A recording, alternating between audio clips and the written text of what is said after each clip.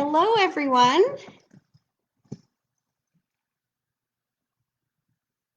Can everyone hear me? If you just hit the like button or heart, then we can get started.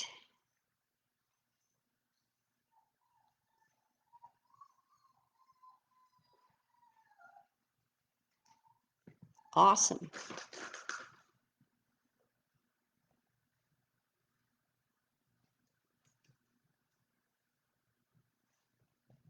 We've got lots of people from around the world here, which is great.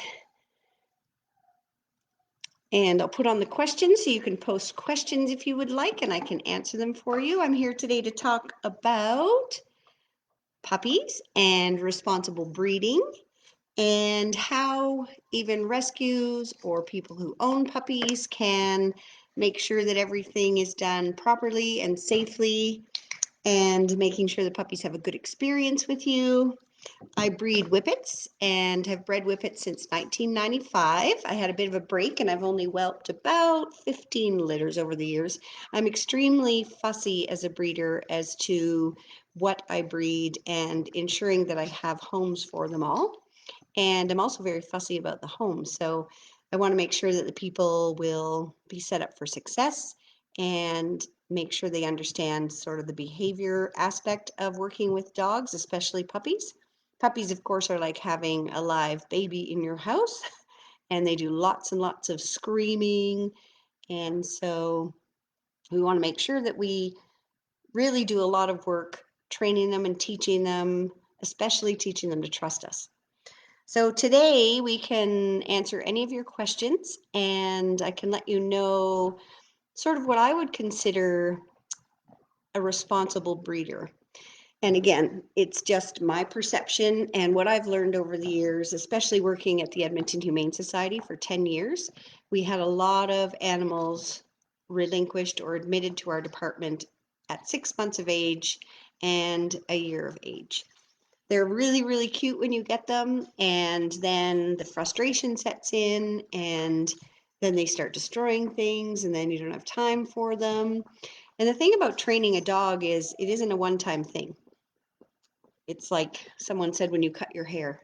You don't cut your hair once. You have to do it for life.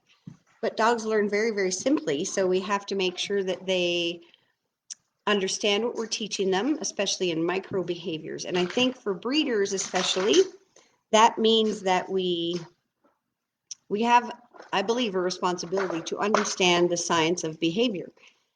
And it has come a long, long way. I still meet breeders who have successful dogs, who still do alpha rolling and corrections, and they don't really spend a lot of time training the puppies when they are in their really young imprinting stages. So we generally keep puppies here for 10 weeks. This is Dan. He's a little bit older. With COVID, it's actually nicer. They can go home at 8 weeks of age because people can't really take them out and terrify them. And usually 8 weeks of age on average is a second critical fear period. The first one is when their ears open. So many people may not know that puppies open their eyes first and then their ears. So they have their first real scary response when their ears open, because all of a sudden they hear all these sounds in your home. So the second fear period, generally on average, is 8 to 10 weeks. And most puppies go home with people who just are given a puppy, their collar's put on that day, their leash, and they're expected to know what to do. And when the puppies are scared, a lot of people will just, if we use the term flooding, they'll force them to face their fear. And that actually is really, really detrimental in the learning of the puppy. So what happens is if you force something, when I was young, my dad thought it was funny to push us in the deep end to teach us how to swim. And again, that doesn't make your conditioned emotional response really good with the pool. What happens is you get really terrified of the pool. It takes a lot longer for you to be comfortable in the water. So make sure that you find a breeder who has a lot of knowledge, at least some education in behavior, because they are going to be spending the most time with your puppy the most important time with your puppy at the beginning. So my kind of prerequisites are that we want to make sure the parents are health tested for whatever breeds have certain genetic conditions. With whippets, it can be hearts and eyes and ears. The COVID years were particularly difficult to get health testing because clinics certainly weren't open for things like that, or they were overbooked. So you at least have to let your clients know that that will happen in the future. And hopefully their parents and grandparents were health tested, which sort of says a lot for the line that you are producing. You also want to make sure that you, like I said, get a behavior education. There's no need to push your puppy's face in the poop or the pee when they get worried. There's no need to smack them when they go on the counter. And we really want to teach them to trust us. So your breeder, you want to be able to meet the parents. So any breeder that I've gone to lots of private consultations where the puppies, when the people went to pick them up, they couldn't meet the mom or dad because the mom was protecting them. So right there's a flag to me. You don't ever see the puppies in the first 5 days of life. You usually see them at 6, 7 weeks, when they're less immune compromised. So they're older and they can handle lots of people seeing them. And when you have a mom who doesn't want you to see the puppies, that tells me she's anxious about people. She's anxious about resources.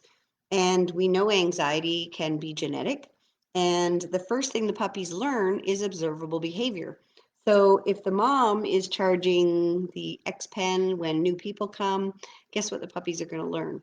It's really important that you find a breeder where you can see that the mom and dad are social. Ask the breeder how they've been trained. Are they trained with shock collars or prong collars?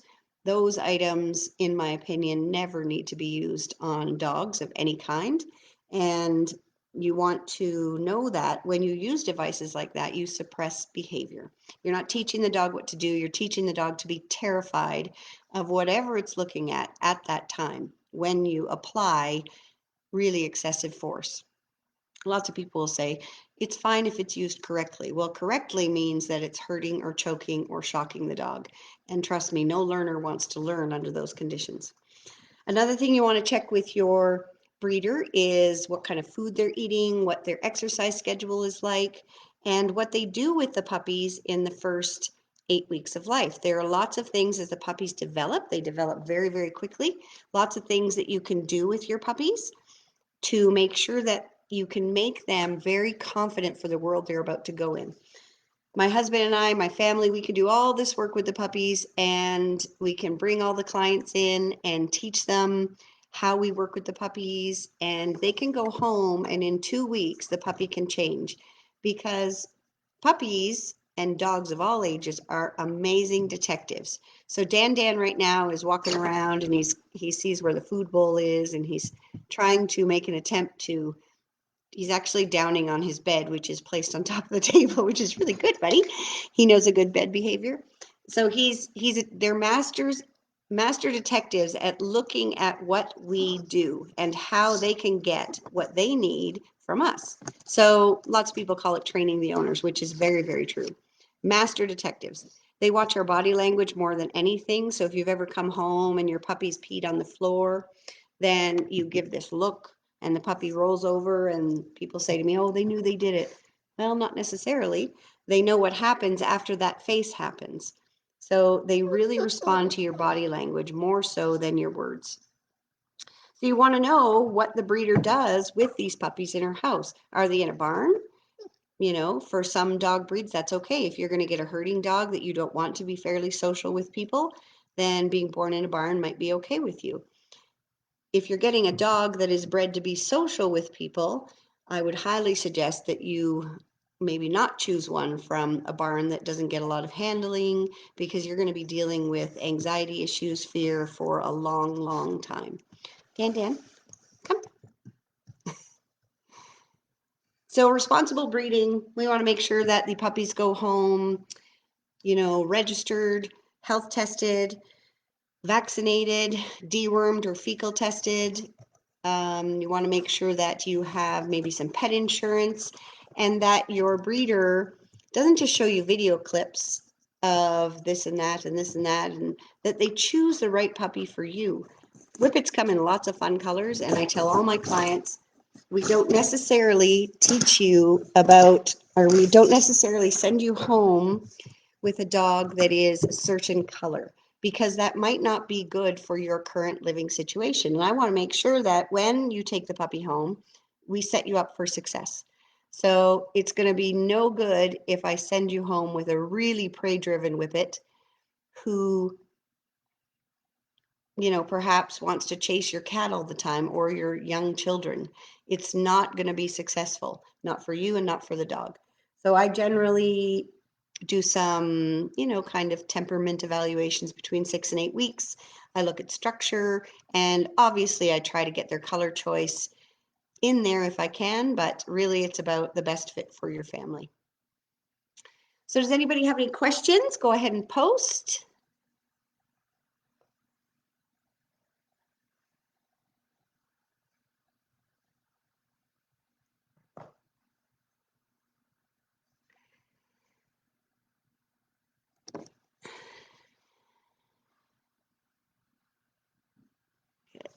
Got some comments here. Let's see if I can just look at the comments.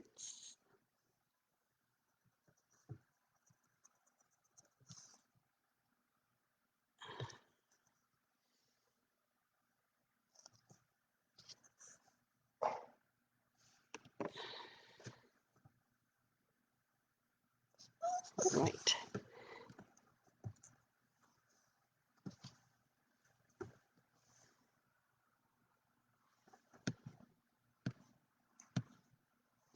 Okay.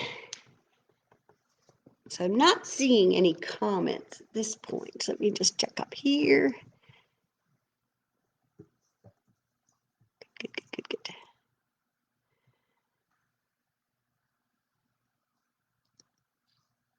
All right.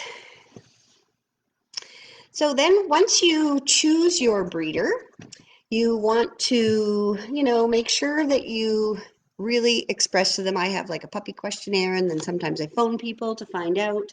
And I have turned people away because, again, I knew that they may not be successful. And some of the answers they were giving me they didn't line up with my ethics in raising animals. So it is heartbreaking when you turn someone away, and you just have to be polite and professional about it and make sure that they understand the reason why. And then whatever happens from there, that's up to them.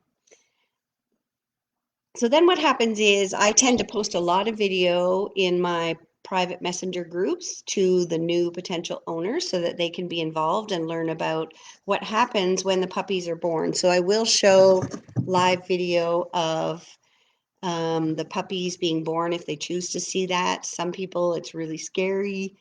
I find it fascinating, but I'm more a science-based person, so I find that stuff kind of fascinating. So you have to be really conscious of the people you're dealing with. Again, we want to be kind to everyone, including the dogs. And so you got to make sure that it's not too scary for them.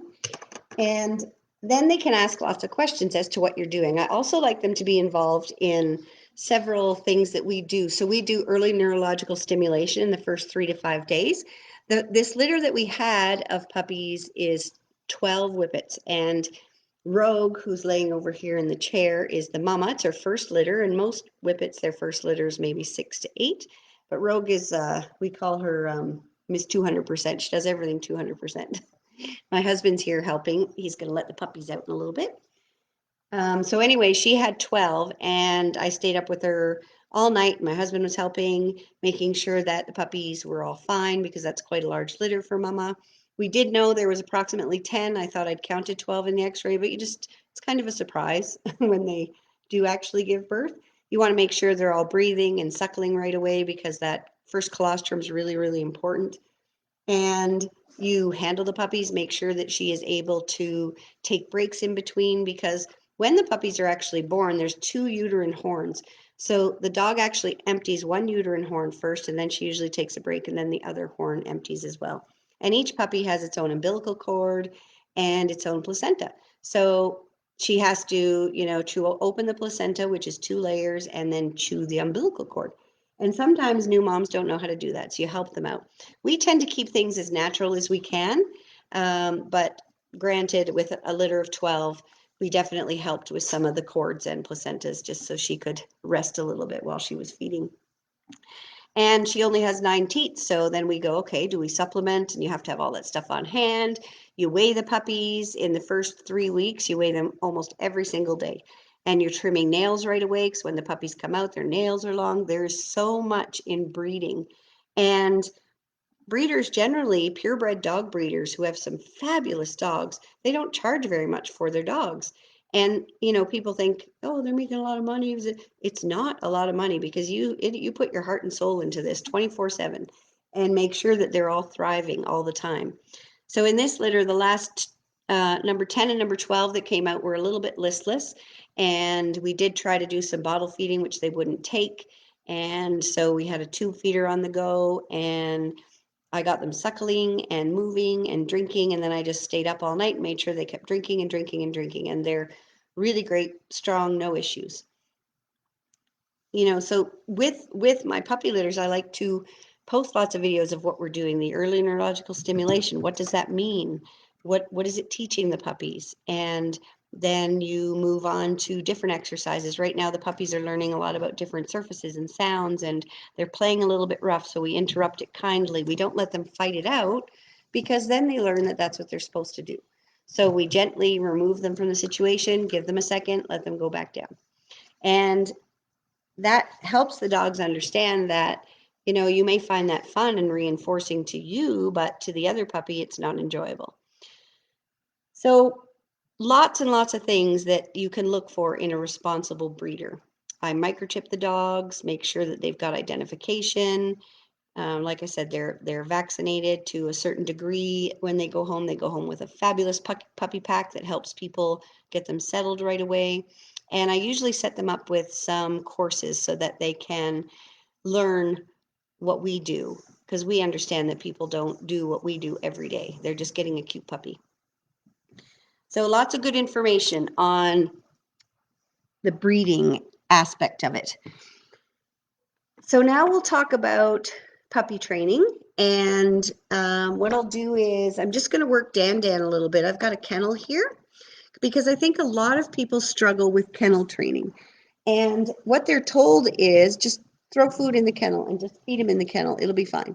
But when your puppy comes home, it hasn't been away from its siblings. We try to separate them from 5 weeks on. We take them individually on the couch, and they're working on staying in the kennels right now. And soon we'll, hi Mama Rogue, soon we'll start to go individually in the kennels, but they still get to the new home and they don't know the environment.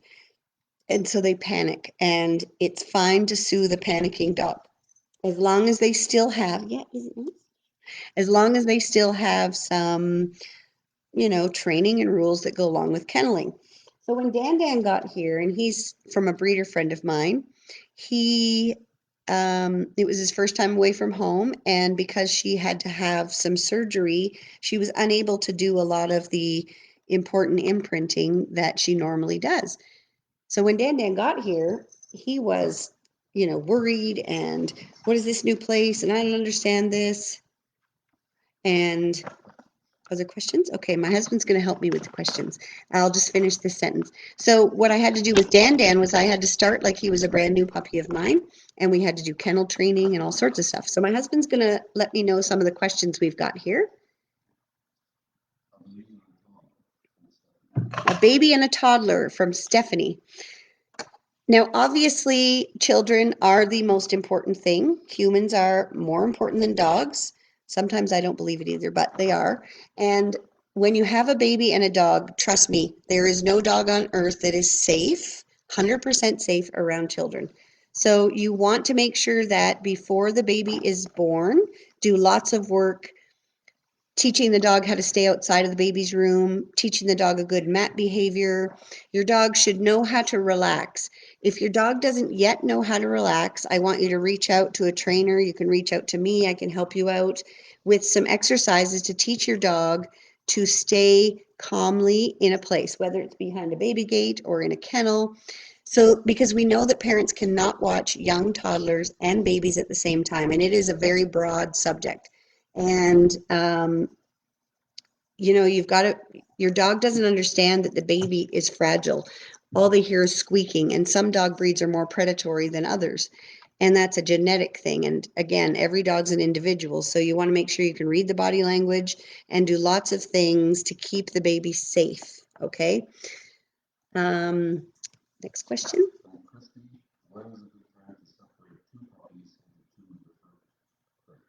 Oh, okay. Well, if you've done, we start our crate training at 4 weeks of age, and really it's just a bunch of open boxes. And then depending on your puppies, because every breed is a little bit different in how quickly they learn. Our dogs learn pretty quickly, and by 5-6 weeks, depending on the individual, we can start them on individual crates. So if you've got 2 puppies in your house, you'd want to put the 2 crates beside each other. The trick is you don't want them to really panic in the crate. Now, let's take that with a grain of salt, because panic, if they're crying for 2 to 3 minutes, that may not be a big deal. The panic is really the drooling, the grabbing of the thing, the actual panic where they are terrified to be shut in there. So you've got to do lots of work with the kennel door open. You have to actually teach them that a kennel is the best place in the world to be. So Dan, for example, I start all my kennel training. I've got my little clicker here in treats, and I start my kennel training with the doors usually off. And the thing that people forget is that you want to feed them in the back of the kennel. That's where they get the reinforcer. So if Dan goes in, he knows there's going to be food back there. Okay? He goes in freely, that's where he's been. So you may have to start with your puppy just going in just a little bit, and then you're going to feed at the back. Let them come out. And then start separating them. Make sure you play your socialization music. It's a very, again, individual thing depending on your training techniques and styles, but we never want to put them in there and just shut the door and let them cry it out. Next question.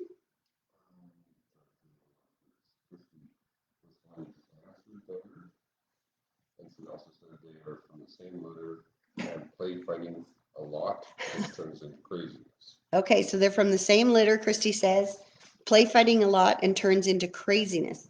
Trust me, I get it. We got 12 here. And we've got 7 other dogs in the house. So, job, Dan. So what you're going to do is, hopefully, do you have 2 people there, Christy, in the house? Or is it just you? We'll just wait and see if she answers. The thing is lots of people talk about Littermate Syndrome, and I think it's just a label people use. I've kept 2 from the same litter. They've never fought. They've never had issues because I trained them, and I train them separately.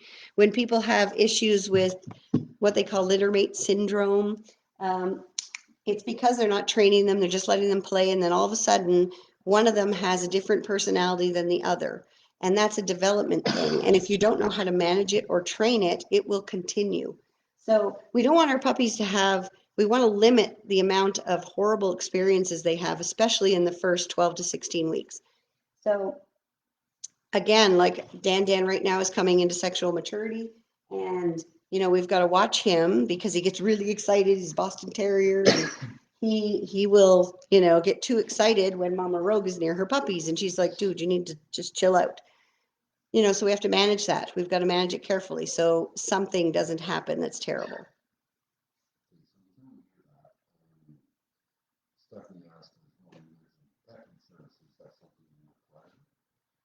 So pet insurance, I actually can't get pet insurance because I have too many dogs. Well, I could, but it would be a mortgage payment. So I just put money in the bank account for them.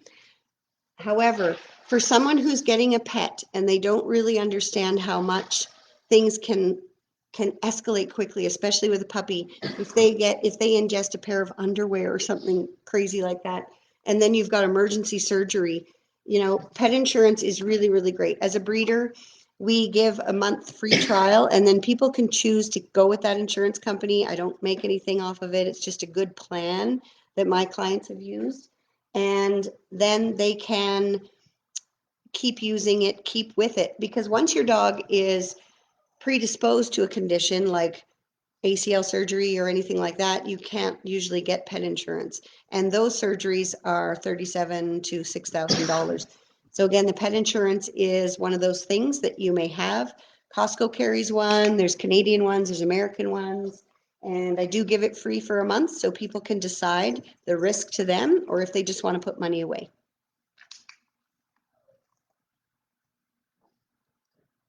Is there a list of positive reinforcement breeders that you can share with them, that someone can share with them with friends? Generally, here's the thing, there's a great, Christina, there's a great program called puppyculture.com, and it's by a great behavior person, and she raises bull terriers, and lots of breeders on there actually do quite a few of the protocols.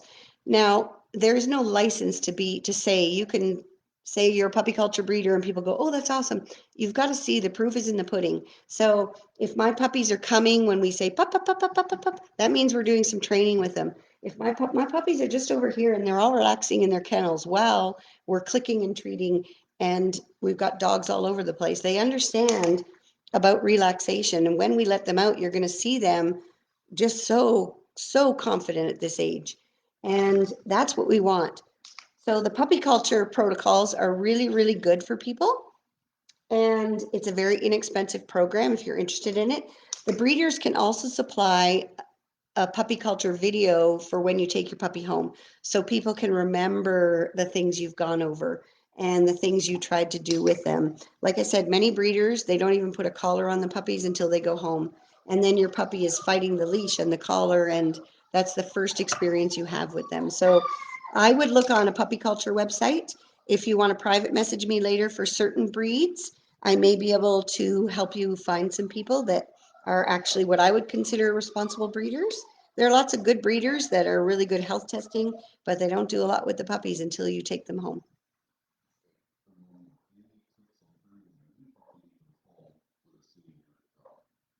Yes, absolutely. So depending on how senior your dog is, that dog is at a different stage in its life. It's now kind of like grandma at Christmas time. So what grandma does is, when we used to be able to get together pre-COVID, you we would all get together and have this big family Christmas, and the kids go in the basement because the kids are too rambunctious and excitable, and all the adults have had enough of that in their life. So when you have an older dog, think of it that way. They may be a little slow in moving, they may be arthritic, they may not be able to see well or hear well depending on the stage they're at. So you don't want the puppy to just run up and meet the adult dog. That is not really fair to the adult dog, in my opinion. We tend to do things really slowly. You might put the adult dog in a pen and feed it high value food, or give it a nice toy it loves, and make sure that everything you pair with the puppy creates a really good emotion. And then you want to do some leash work, approach and retreat, approach and retreat. Go see, good, come. Go see, good, come. So that we can keep that adult dog really happy in the home. Again, it depends on the age of your dog, the health of your dog. Some adult dogs will never like a puppy, and that's fair. Great questions. Okay, so what we're going to do is I'm going to demonstrate a mat behavior, which I think is great for a dog of any age, older dogs, younger dogs. Great. And it's one of the first things we teach besides some handling and leash skills and all the collar grabs. We want to teach the dog to really focus on one spot. So I have this polka dotted mat here. I just dropped one second. I'm going to clear some space. And when I put it down, you're going to see Dan, hopefully, just dive for it and lay down. So his criteria didn't start that way, because every behavior you teach is a bunch of micro behaviors. So the first part of the behavior would have been just put your foot on it. And I would mark and reinforce. And then the end behavior is when you see this mat, we'd like you to lay down and just wait. So I'm going to lay the mat down. Yeah, good. There you go. Super. Okay. Rogue's here too. I'm going to work her. She's going to work here. So Dan understands, just stay there no matter what I do. Just lower the screen a bit so you can see a bit better. Super. So if he gets up, the food goes away, reinforce. Now you're going to see that Dan is starting to fall off of the mat. So I'm not going to physically move him. I'm going to say search and have him reset himself. So I look at the mat.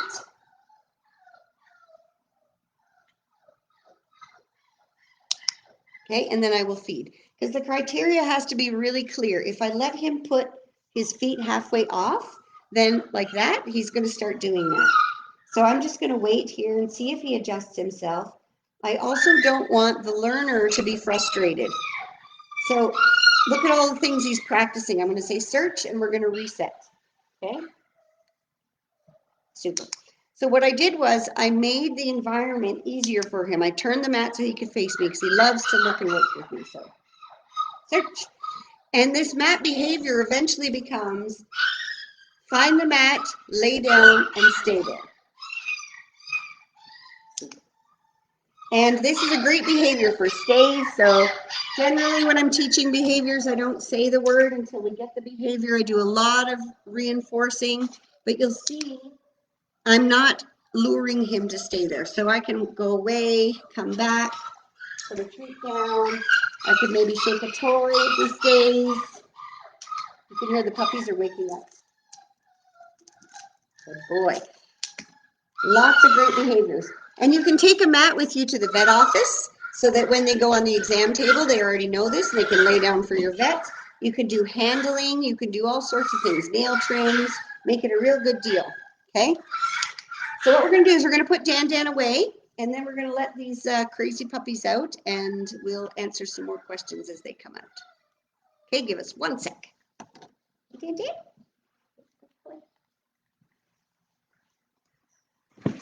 Dan?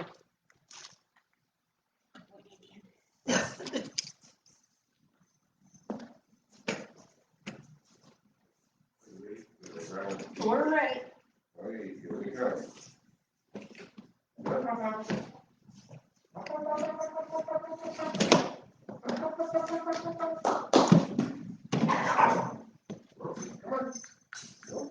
So here come the pups.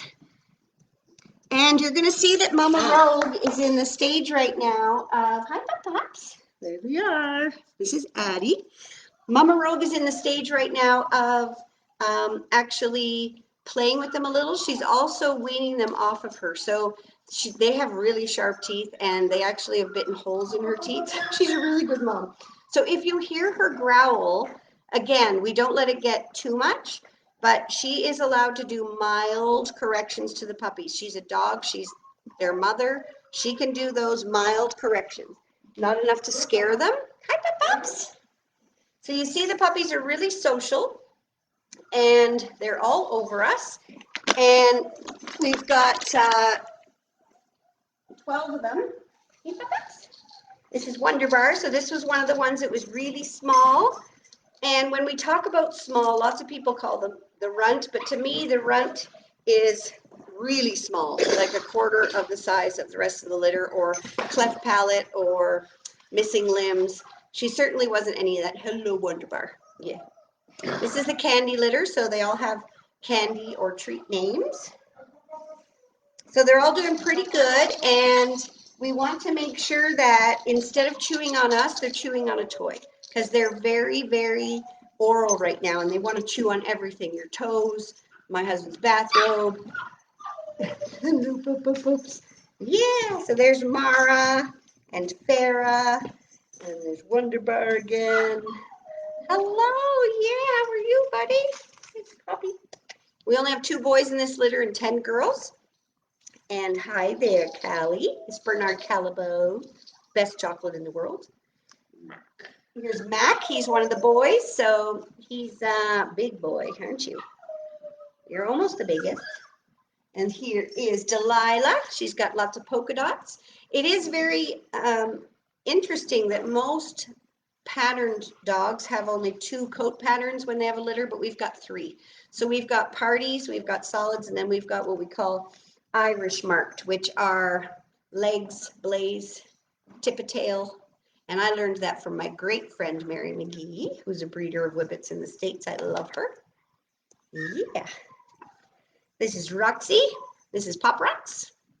So all very, very cute, right? How could you not fall in love with a puppy? But I will tell you, Roxy is very, very gamey. Papa's doing good at picking up. So what we're going to do is we're going to start to introduce the puppies to some new surfaces. So I'm just going to put the mat down, and the minute that they come here, I'm going to click and try to feed. Now, puppies at this age can't see really well, so you have to get the food right in their mouth because they're really not good at seeing close up. And that develops a little bit later in life. So they're hearing the clicker. They're pooping on camera. Good, Addie. And we want them to understand that when you get on this surface, good stuff happens, right? They've already been used to the sound of the clicker, so that doesn't scare them.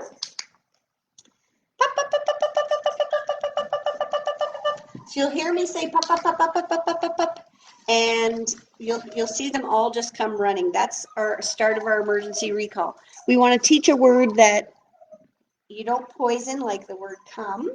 And when you say it over and over, they come running. We live on 20 acres. It's not fenced.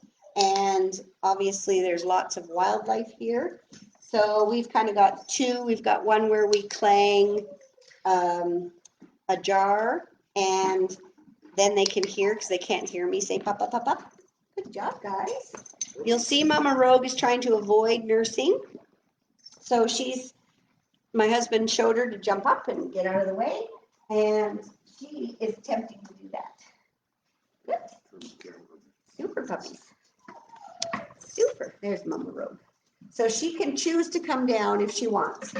And again, her teats must be uncomfortable in that she's still got quite a bit of milk. It's actually looking really good. Okay, Mama? So she accidentally stepped on a puppy. We look at the recovery of the puppy here. Good job. Come here, baby. Make sure everything's okay with Razzie. Yeah. Hey, Pop Pop. Good job. And Razzie, eat a little treat. Good job, Razzie. Yeah. And again, like Rogue is a lot heavier than them, so you've got to be very careful with how fragile they are, right? Hey, Pop-Pops. What? So Papa's good at wrangling. Good job, yeah. Hi. Yeah. So they are at quite a lovely stage, and trust me, the more they get going, the more the fighting starts. So we've got two here with a toy wrestling. I don't know if you can see them. Callie and CJ. CJ stands for Cracker Jack. Good job. So we're also trying to see sort of the gaminess of them because we participate in lure coursing with our dogs. So Addie here is able to follow this lure, and we keep it nice and low, and we try not to pull on their necks because they're very fragile right now. And, just keep an eye on kind of my list of who we may keep. Hi, Mara.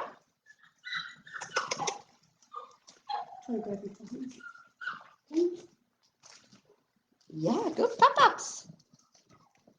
So generally when someone brings a puppy home, we generally recommend having a kennel inside an X-pen, have some pee pads down or whatever the breeder was working on for training, and then have another kennel in your bedroom on a table because you need to get some sleep. Trust me, it works. Okay. And when you get the puppy home, usually a good breeder will send them home with a blanket that smells like here so that they're not completely stressed.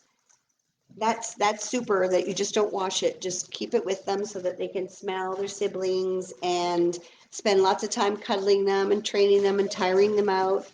And just start setting their schedule so that you can be successful in potty breaks. And try not to panic because all puppies, no matter how diligent you are, will potty in the house. So you just go, oh, I missed that one, whatever. Get over it.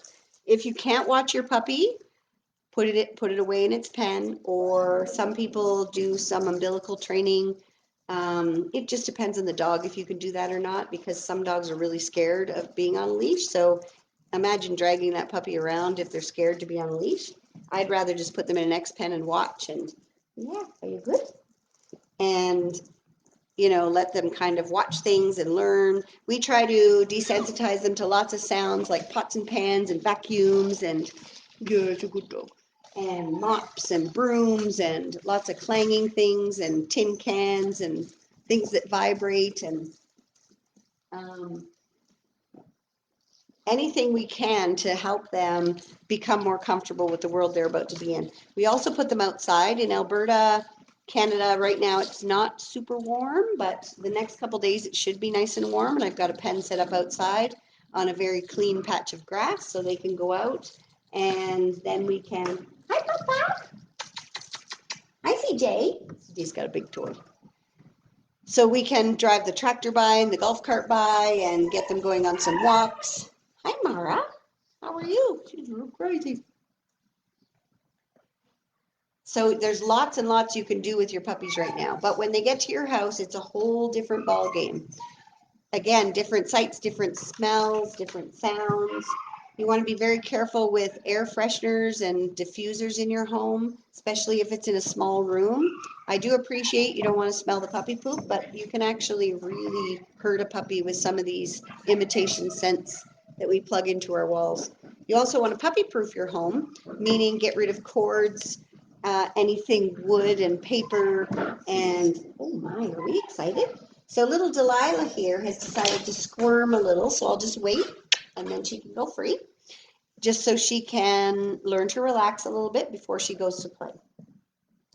Because what is the goal? The goal is that when these puppies go home, people are going to want to cuddle them. And we practice laying them on their backs gently. We do this when they're 4 to 5 days old. Good job. So that they're comfortable doing that, because we know people are going to do it when they're young. Okay. And we still do it with the adult dogs. So good pup-ups.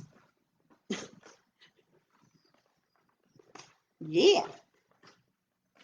You also will start to, you know, you're going to have to do nail maintenance, and nails are really, really important to keep small, because the nails, you know, that will affect how they walk.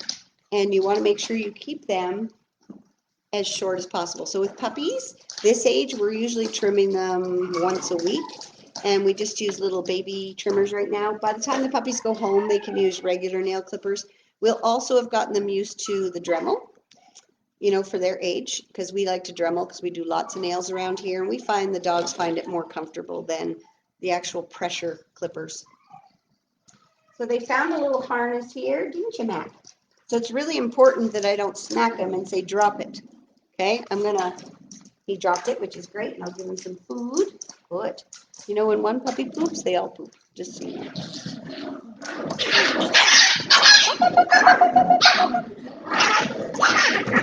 So we've got some puppies having a little shuffle back here. You can hear them really loud. There we go. Just get them to chillax. But it is pretty loud and scary sometimes, because they're just having conversations with each other and deciding who they're going to be as a puppy. So as a breeder, I'm paying close attention to who is maybe picking the fights, because that might not be good for a home with children. We want to pick a real quiet pup for a home with children. And in every litter, there's a large and a small and a bunch in between.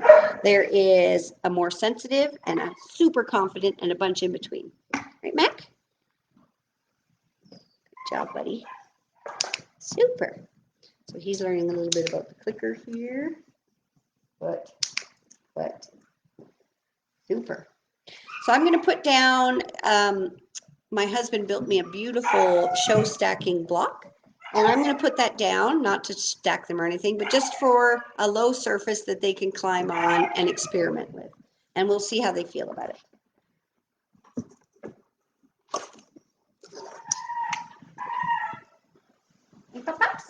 Good job.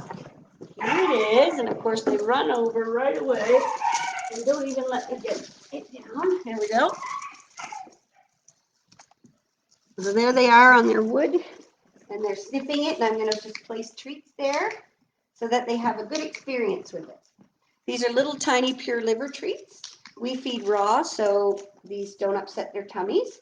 We've got number 12 here, Wonderbar. She's like, oh, wood, that would be really fun to chew. So I'm going to keep an eye on her. Super.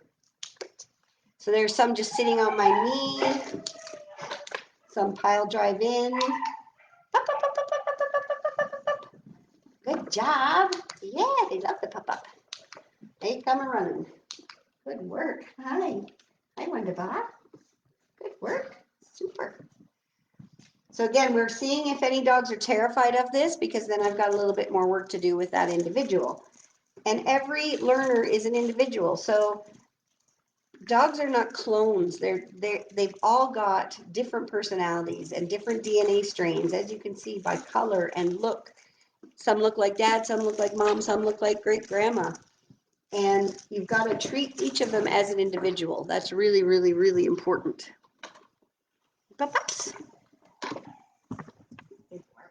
Super. So since that went okay, I'm going to turn it over, and now it looks like an empty kind of box. Ups. Yeah. Good job. Go kitty. Yeah. Delilah. Yeah. Yeah. Whenever you want to do something, the puppies are all over it. Good job. Super. Okay, so I'm going to turn it over here. Watch their little feet. And now it's on a toy, so it's actually going to tip. Okay? So again, the goal is not to scare them. The goal is to help them to kind of work through these little puzzles. If anyone is too scared, then we stop the exercise. As you can see, CJ's like, whatever. Matt, you want to try? So again, it's a choice thing. They can choose to come forward and get a treat. Super. Super high-ups. They're also learning how to sit right now. So I'll mark for any sit behavior. Oh my. And of course, the Velcro on here is particularly fascinating for some reason. Hey, pups. Are you good? Are you good? Yeah. They've listened to lots of socialization sounds like air brakes and thunder and, gunshots and fireworks, and it's all paired with classical music, so it doesn't terrify them. Some of you may notice that CJ is chawing on my finger right now, so I'm just going to get a toy in there and exchange. Lots of people are told to yelp when the puppy bites them, but I will tell you that never turns out well. You either terrify them or you get them more excited and they bite harder. It's not teaching them what you want. They don't understand that they're hurting you, okay? So you want to drop a treat in your hand or teach them a kissy noise instead. Look at me and you get a treat. So that they start to understand what they should do instead of grabbing you. Okay, we have a little plastic bottle crunchy here. You'll see these puppies are very drawn to new noises. What's that, pups? Yeah, good work. Good.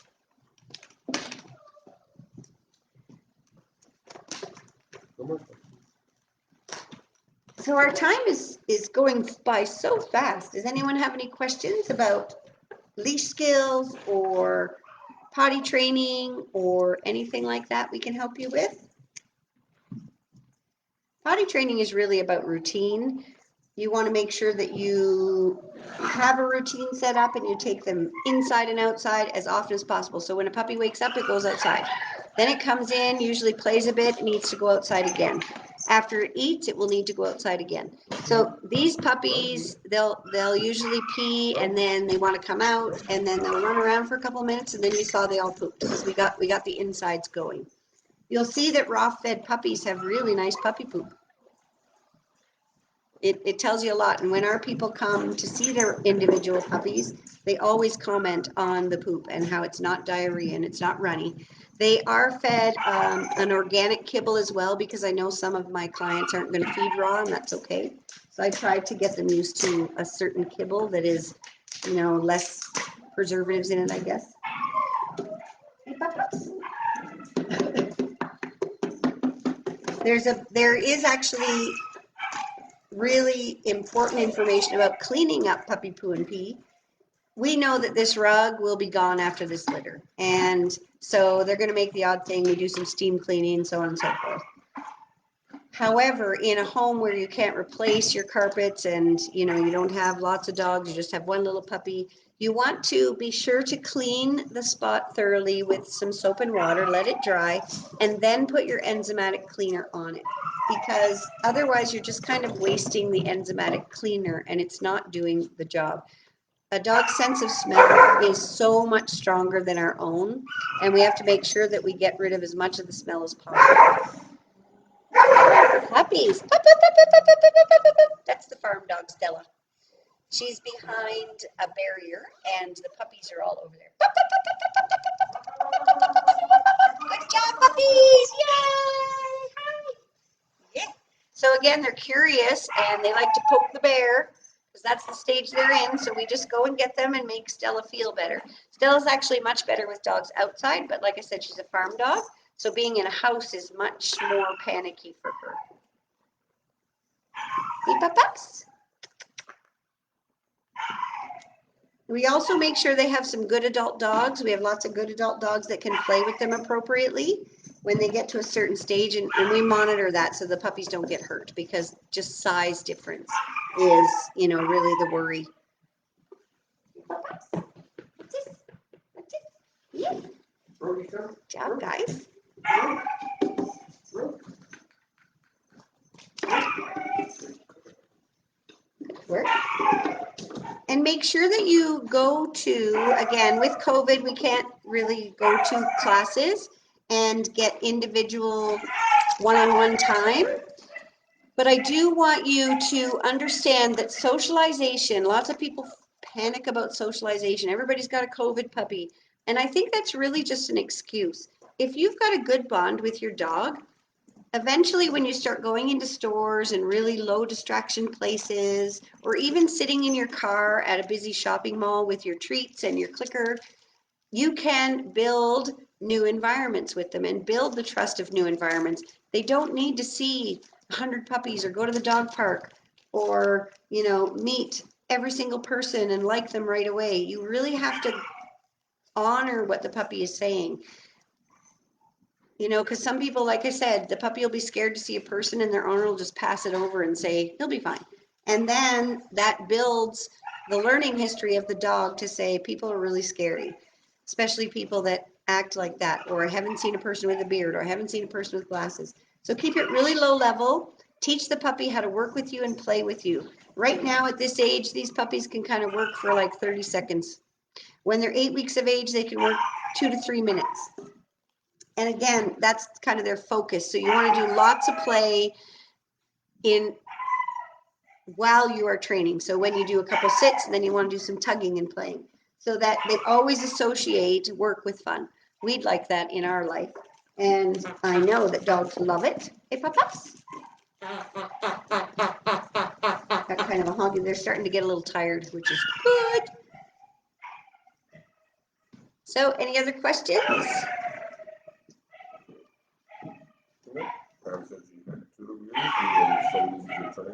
Oh, thank you, Pam. Yeah, I think when you get them from a good breeder, at least they have a little base point for when you take them home. Our goal is to teach them to work with people. So they understand that people, because that's why you get a dog, to be social with you. And they're not wolves. They're removed 15,000 years from wolves, totally different species. And you don't need to be a pack leader. You don't need to pin them or scruff them or correct their behavior. Because really, what are you teaching them? You're teaching them to be scared of you. So the goal is to build a good relationship based on trust and fun and teach them lots of things. And if you're getting frustrated, just stop and ask questions and say, you know what, Bilinda, I need some help. Just send me a message. We do have 2 online classes that are very detailed in behavior and training, and lots of videos and checkpoints for you. One is for puppies and one is for dogs 6 months and older. And we also do live private consults and help you to really get some understanding of behavior and behavior modification for dogs with fear issues, aggression issues, anything like that, okay? So reach out. There's lots of things we can help you with, and we've got lots of experience with, sadly, aggression, and lots of experience with puppies and rescues, and really helping people understand about the basics of behavior and what your dog is learning. Yeah. Hey, Papa. So when we hear a little shriek like that, it's like, oh my gosh, I'm panicked. When really, they were probably just facing the wrong way. Some of them are quite funny. They're quite characters. I don't know which one we're keeping, honestly don't. We look at structure and temperament first, so we can't, it was Delilah. We can't really determine structure until 8 weeks of age. You know, they actually look pretty good for 5 weeks. Some of them are looking very, very nice, aren't you? Aren't you, Delilah? But again, we want the temperament and conformation before we go for color. You're a nice color though, aren't you? Aren't you?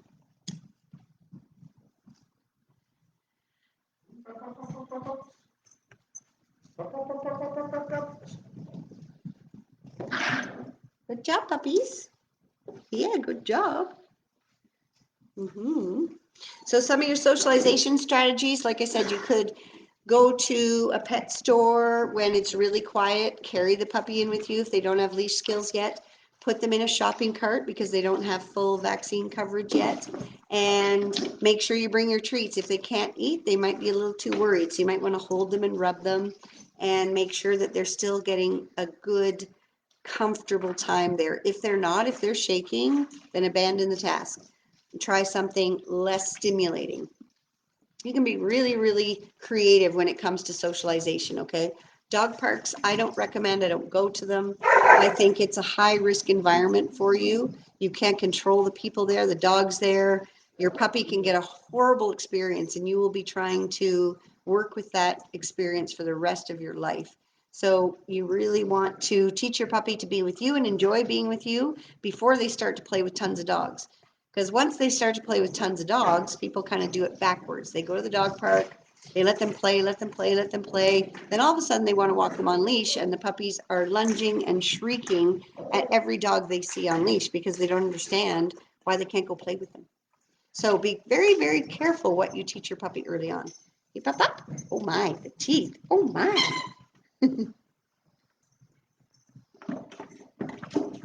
All right, so we're going to sign off. Thank you very much for joining us. If you have any questions, you can email the website. It is the letter K number 9 misfits.com, and we can help you out. We can also refer you to other people in your area who may be doing live sessions.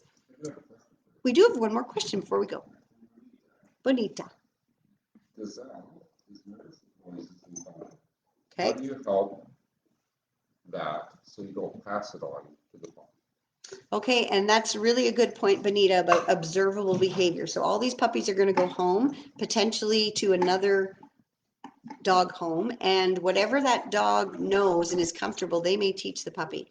So there is on YouTube, if you look up puppy socialization sounds, there is an 8-hour video with classical music, and it's got all sorts of sounds embedded in it. And I want you to play it really, really low. The goal is not to scare the dog. The dog shouldn't even notice the first time you're playing it. And do some training and treats or feeding while the dog's doing it. Slowly turn it up. But you've got to teach this dog to be comfortable with sounds. You've got to do it systematically and slowly.